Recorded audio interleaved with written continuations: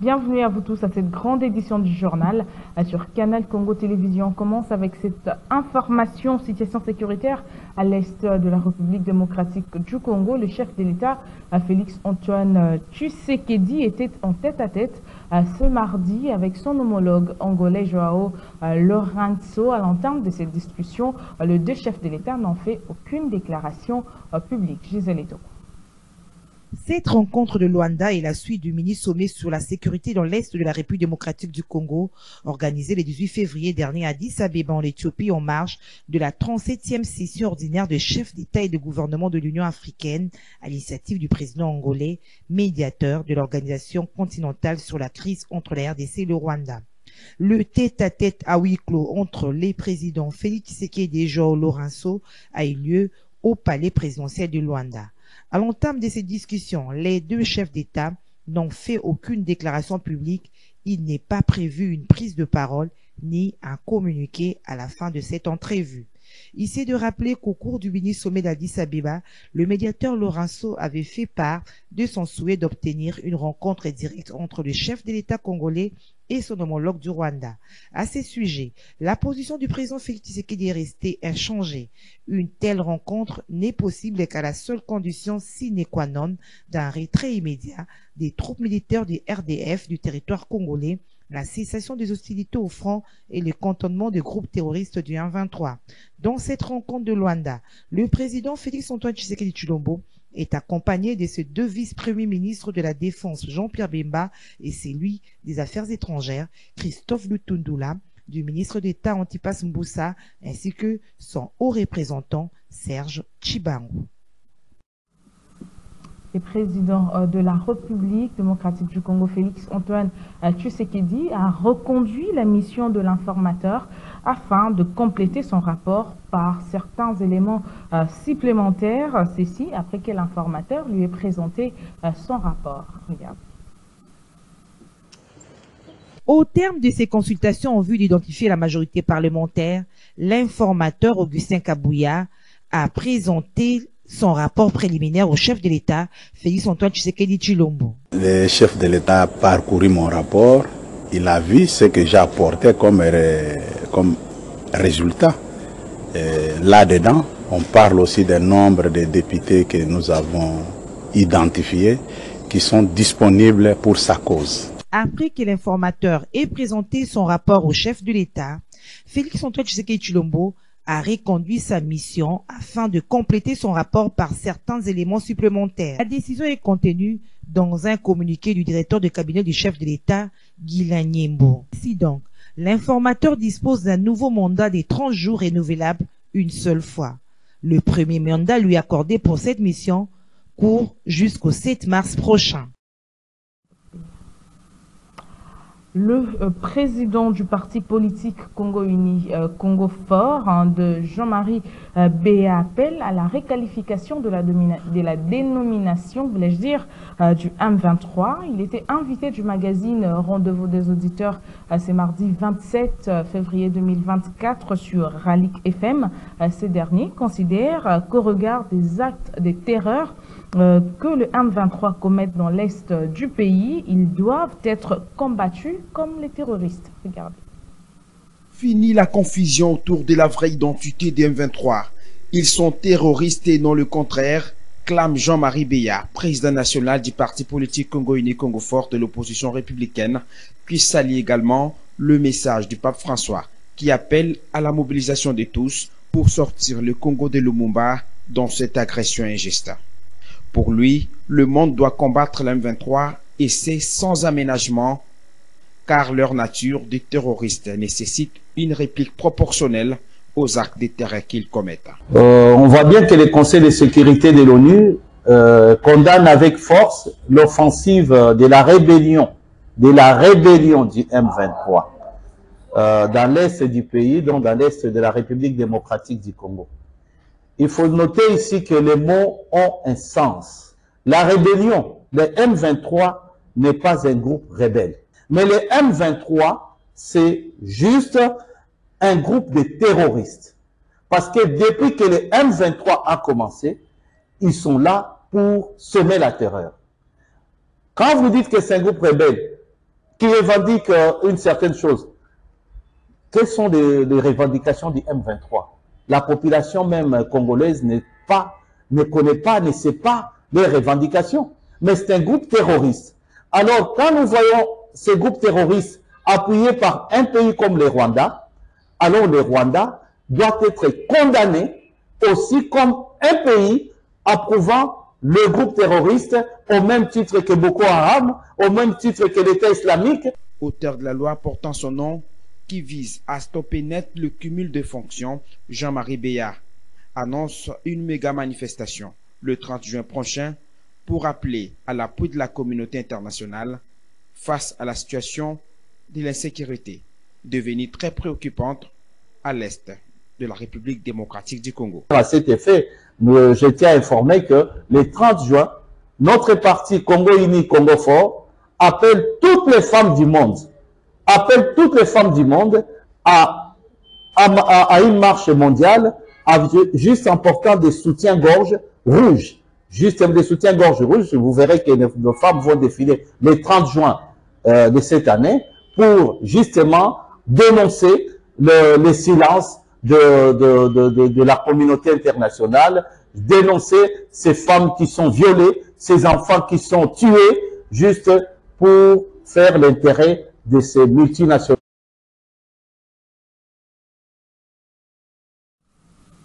Puis dans la suite de l'actualité tête-à-tête entre l'ambassadeur extraordinaire et plénipotentiel de la RDC au Royaume-Uni, Noël Felland et Irlande Ndolambe, ainsi que le président de la Ligue de jeunes du mouvement de libération du Congo, Aldarish Luboya, ont échangé sur la situation, sur la canalisation aussi des investissements de jeunes Congolais résidant au Royaume-Uni. Autre détail avec Nancy Leka.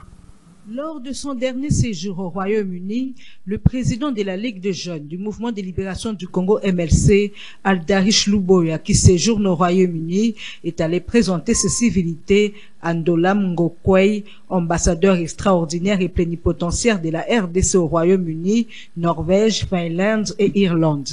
Au cœur de leur entretien, la canalisation structurée vers la RDC des investissements de jeunes Congolais résidant au Royaume-Uni afin d'appuyer le chef de l'État, Félix-Antoine Tshisekedi, dans la matérialisation de son projet de création de plus de 6 millions d'emplois durant ce nouveau quinquennat. Le président de la République est de créer 6,4 millions d'emplois au pays. Il s'agit d'un effort colossal qui va nécessiter les appuis des uns et des autres à travers le monde, et la diaspora ne peut pas être en reste. Il est important que la diaspora congolaise aussi contribue à cet effort. Nous avons échangé avec son Excellence Monsieur l'ambassadeur afin de trouver des pistes par lesquelles on pouvait fédérer et canaliser les efforts d'investissement de la diaspora congolaise, et vous savez essentiellement les jeunes Congolais qui se retrouvent ici au Royaume-Uni, qui ont acquis une certaine expérience et qui évoluent dans un environnement où l'innovation est courante et à la pointe de la technologie. Et donc nous nous sommes dit qu'il était important de mettre à contribution ces jeunes qui ont la capacité, qui ont la volonté de venir servir le pays et d'appuyer l'engagement du président de la République. Maintenant, il s'est fait effectivement que à chaque fois, il est relevé une question de contrainte. Comme on le voit, le numéro 1 de la Ligue de jeunes du parti cher au chairman Jean-Pierre Bemba est très actif quant à la réussite du second mandat du chef de l'État de la RDC. Et on continue de parler insécurité à l'est de la République démocratique du Congo. Maître Achille Kapanga, cadre de l'ACP et notable du Nord Kivu, condamne avec la dernière énergie le ralliement de Jean-Jacques Momba au mouvement rebelle du fleuve Congo de Corneille Nangaa. Ainsi sollicite-t-il des sanctions exemplaires contre tout politicien qui rejoint les groupes armés. Il est au micro de notre correspondant Joël Kamabou. Or, que faut-il réellement faire pour l'homme congolais, surtout l'homme politique congolais? Vous savez, le développement a pour base la mentalité. Si la mentalité de l'homme politique congolais n'a pas changé, quoi qu'on fera, on ne fera que des distractions. Moi, je pense qu'il faut révisiter, s'il faut même parler de changer l'homme politique congolais. On ne comprend rien. Est-ce qu'il faut vraiment qu'on refasse l'homme politique congolais? Comment quelqu'un peut être content de voir ses frères et sœurs être massacrés, vivre comme des déplacés, et lui veut aller appuyer ça? Oui, en politique on est libre, mais quand même les libertés ont aussi des règles. Ce n'est pas normal que quelqu'un quitte les institutions de la RDC pour aller se rallier à un mouvement rebelle qui tue, qui pille, qui viole. Je pense non. Ce que Jean-Jacques Mamba a fait, on peut penser que c'est son droit, mais je pense que si on a des problèmes au Congo, il y a des moyens constitutionnels de voir comment les résoudre. Nous avons des textes légaux. Pourquoi ne pas le mettre en application pour trouver des solutions à nos problèmes? Je condamne, avec la dernière énergie, attaquer notable Nord Kivu. Quand je vois mes frères et sœurs vivre dans la souffrance, dans le malheur, et quelqu'un quitte la capitale pour aller appuyer son l'air là, c'est que l'ennemi des Congolais. Moi, je pense qu'il faut des sanctions exemplaires. Et là, je suis en train d'encourager, quand on a dit on va lever les moratoires, il faut qu'on puisse lever ces moratoires-là. Comme ça, tous les complices là doivent être exécutés. Ça peut décourager les gens qui pensent que pour avoir la vie aisée en RDC, il faut tuer, il faut sacrifier des gens. Non, non. Il faut qu'on mette fin à ça. En tout cas, je pense que notre gouvernement, même si les voisins jouent au double jeu, ces gens-là, quand ils vont au Rwanda, quand ils vont peut-être à Rutshuru, à Kichanga, partout là-bas, ils passent par des pays voisins. Et là, il faut que nos services au niveau des frontières puissent bien collaborer avec les services des frontières des pays voisins pour empêcher de tels passages. Ces gens passent par là. Comment on peut laisser de tels gens passer et aller rejoindre la rébellion? On doit renforcer notre système de surveillance des autorités politiques, que ce soit au niveau des frontières, au niveau, je ne sais pas, des ports et partout là-bas. C'est très important. Port ou aéroport, il faut qu'on le fasse le plus vite possible. En tout cas, je pense que ce que Mamba fait, bien qu'il pense que c'est son droit, mais votre droit ne doit pas violer les libertés des autres. Ce n'est pas bon. Toujours dans la même logique, le ralliement de certains politiciens ennemis de la paix aux groupes armés suscite des réactions également du côté de la population congolaise. En tout cas, la majorité des personnes interrogées par Dorcas Vani et le Lakinyama sont plutôt contre ce ralliement. Regarde. Ce qui est vrai, c'est que ça fait mal. Ça fait très mal parce que nous voyons combien le Congolais lui-même n'aime pas vraiment son pays. Bon, certains Congolais, je ne peux pas dire tout Congolais. Et avoir ce genre de choses, vraiment, ça écœure, non seulement. En fait, ça me laisse perplexe. Ça me laisse perplexe. Comment est-ce qu'un fils du pays peut, à cause de certains avantages, intérêts, vouloir accepter que son frère que le sang de son frère puisse couler. C'est vraiment anormal et moi je trouve que ces genres de personnes ne méritent pas vraiment d'être Congolais, ne méritent pas à ce qu'ils puissent être considérés comme Congolais. Les gens qui adhèrent au mouvement de rebelles au lieu de soutenir l'armée républicaine, c'est déjà une partie des positions qui montrent la fragilité du Congo de l'intérieur. Mais ce n'est pas bon. Parce que les gens comme Corneille Nangaa, pour ne pas citer plusieurs personnes, il a rendu des services nobles dans le pays. Aujourd'hui, lorsqu'on le voit, c'est rallié derrière le mouvement des rebelles parce qu'il a des intérêts des carrés miniers qu'il doit soutenir. Il y a des députés qui ont des milices. Il y a tout ça. Bon, personnellement, ils ont malamouté. Ils ont malamouté parce que, quel que soit le problème, babi, le linge, ça se lave en famille. Bandekwana, ils ont une façon où exprimer mécontentement na bango par rapport à l'égoïsme oyo baza nango na mboka. Or, tozali na mboka moko zali actuellement plus de 80 millions d'habitants. Alors, nous avons besoin de bénéficier de l'intérêt en mboka. Si on a besoin de bénéficier de l'intérêt en mboka, eza na ba manière ebele ya kosalela yango. Quittons Kinshasa, rendons-nous en province, dans la province de l'Ituri, où l'administrateur met en garde toute personne qui véhicule de messages de dénigrement contre les autorités légalement établies, dont l'objectif de déstabiliser la province et ternir l'image de l'armée. Ces ennemis de la paix sont exposés à des poursuites judiciaires. Regarde.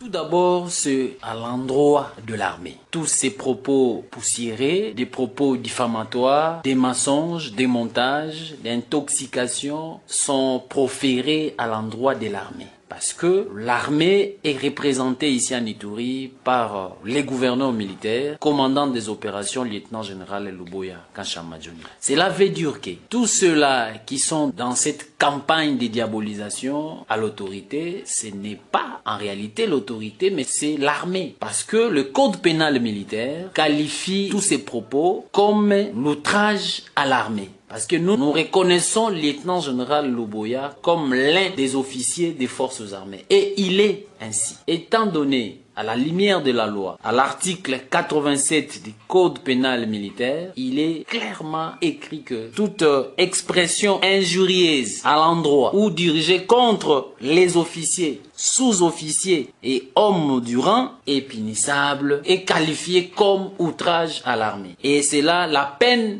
elle est de 6 mois à 5 ans de prison. Et donc, c'est ici l'occasion de rappeler tous ceux-là qui se sont mis dans cette entreprise criminelle, qui est d'ailleurs comparable à tous ceux-là qui sont en train de tuer. Et nous les connaissons bien.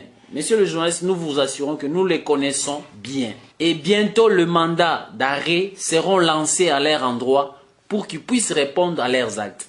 Curieusement, il y a même certains journalistes qui sont au solde de tous ces manipulateurs et malheureusement ces journalistes sont identifiés dans leur communauté, ce qui est plus grave contre l'éthique et déontologie du journaliste ou du journalisme. En même temps, c'est contre la loi établie. Et donc, nous allons les traquer cette fois-ci, nous allons lancer les mandats d'arrêt et ils vont répondre à leurs actes. Et je rappelle bien, c'est l'outrage à l'armée, ce n'est pas au lieutenant-général Luboya Kashamadjoni et qui sont en train de proférer ces mensonges, cette intoxication, créer la haine pour créer seulement la fissure avec la majorité de la population qui, à ce jour, a renouvelé sa confiance, restauré la confiance entre les gouvernés et les gouvernés.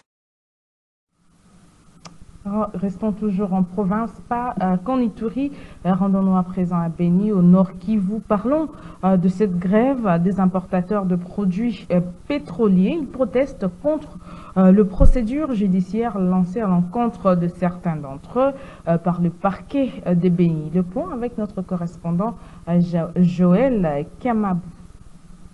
Ils protestent contre l'émission par les parquets pour le tribunal de grande instance de Beni, demandent comparution contre certains d'entre eux. Le président de l'association des pétroliers de Beni, Luc Machara, explique que cette corporation a décidé de baisser les prix de l'essence à la pompe à la suite du faible pouvoir d'achat de la population locale, longtemps métru par les affaires de guerre. Ces importateurs sont poursuivis pour le non-respect des conditions d'importation et de distribution des produits pétroliers et la pratique licitée de fixation des prix à violation de l'arrêté ministériel fixant les prix des produits pétroliers à la pompe dans toute la partie est du pays. Cet arrêté ministériel fixe les prix d'un litre d'essence à 3 970 francs et le gaz à 4 020 francs et le pétrole à 3 200 francs. La hausse ou la baisse des prix constitue une infraction et entraîne automatiquement des poursuites judiciaires. Le procureur de la République indique avoir réussi l'injonction de sa hiérarchie pour recevoir la corporation pour une ici, mais pas à n'importe quel prix. Les pétroliers de Beni, en compatissant avec la population de Tresse, ont accepté mettre les prix à 3500. À un moment, il y a le procureur de la République qui a émis de mandat. Il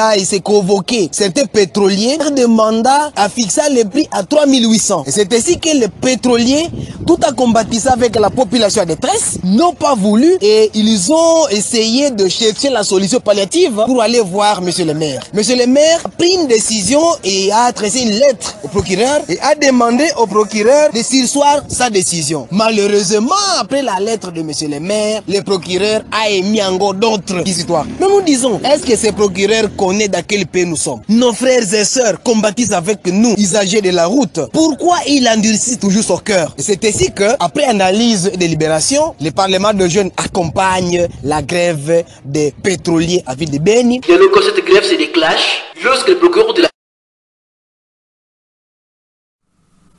Revenons à Kinshasa, sachez en plus bref que le bourgmestre de la commune de Makala d'honneur d'ordre aux jeunes qui ont détruit une partie du mur de soutènement de la route Elengesa à Kinshasa pour permettre à un particulier de frayer un passage vers sa demeure a été condamné ce mardi par la justice à 5 ans de prison ferme pour vandalisme des ouvrages publics. Notez que la route Elengesa est d'une grande importance.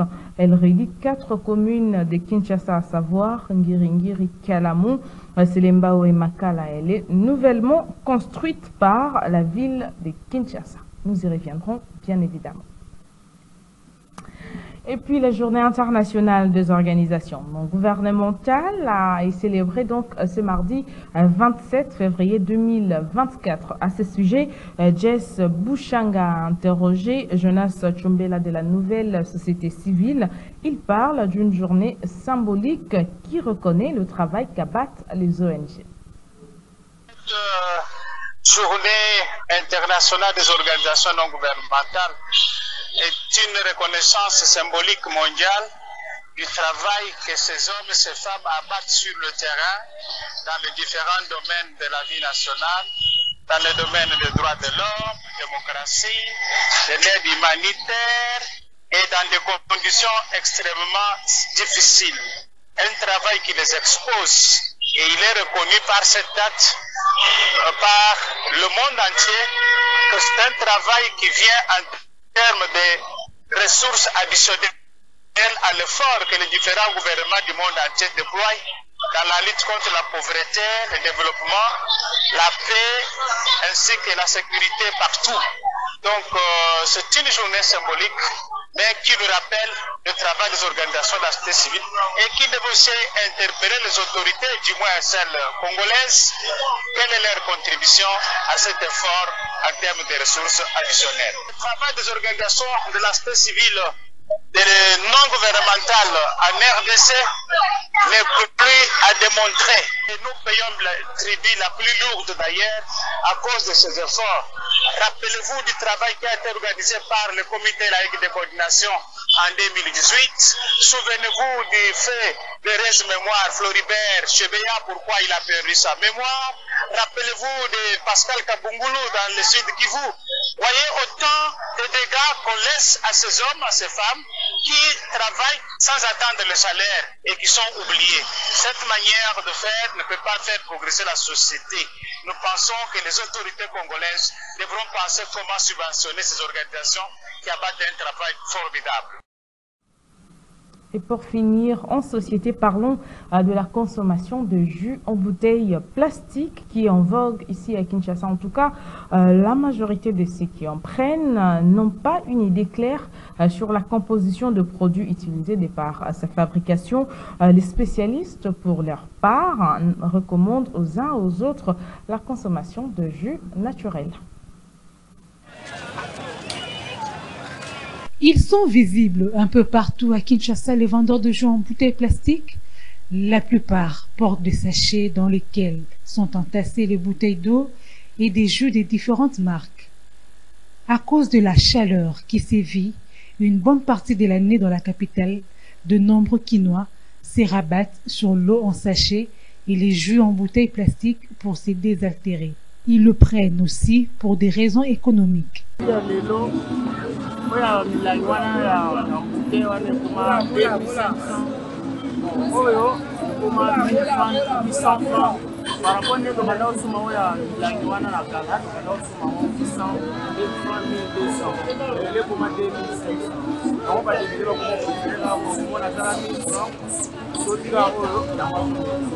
Souvent parlé qu'elle contient des produits chimiques là qui sont néfastes pour la santé. Mais j'ai déjà fait l'exercice où on dit que si tu mets un papier mouchoir là, il y a le liquide qui sort et puis il y a des colorants qui restent juste là-dessus.